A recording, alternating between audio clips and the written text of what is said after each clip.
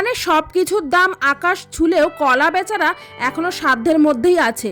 বাজারে ঢুকে যখন সবজির দাম দেখে মাথা ঘুরে যায় তখন কলার দিকে তাকিয়ে একটু শান্তি লাগে। একমাত্র এটি এখনো পর্যন্ত পকেট ফ্রেন্ডলি। তারপর হাঁটতে হাঁটতে হঠাৎ দেখি বাঁশ গাছ বিক্রি হচ্ছে।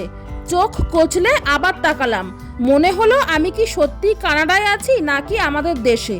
আমাদের দেশে এরকম গাছ দেখেছি, কিন্তু এখানে বিক্রি হচ্ছে, এটা তো নতুন ব্যাপার। তারপর ওপরে দাম দেখতে গিয়ে দেখলাম এটা আসলে পেঁয়াজ গাছ। আর তার পাশে বিক্রি হচ্ছিল শীতের সব সবজি, বিট, পালং শাক, মূলো শাক। আর এখানে তো সব জিনিসই প্যাকেট করে বিক্রি হয়, তাই এখানে ভুট্টাগুলোও এইভাবে বিক্রি হচ্ছে। 4টে ভুট্টার দাম এখানে $5। এই ভুট্টাগুলো দেখতে যেমন সুন্দর, এর স্বাদও খুব মিষ্টি, খেতে অপূর্ব। আর আমি একটু এদিকে পালং শাক নেব বলে পালং শাক দেখছিলাম। পালং শাকগুলো বেশ আজকে টাটকাই ছিল, অন্যদিন এতটা টাটকা থাকে না। আর এই পালং শাকগুলোর দাম ছিল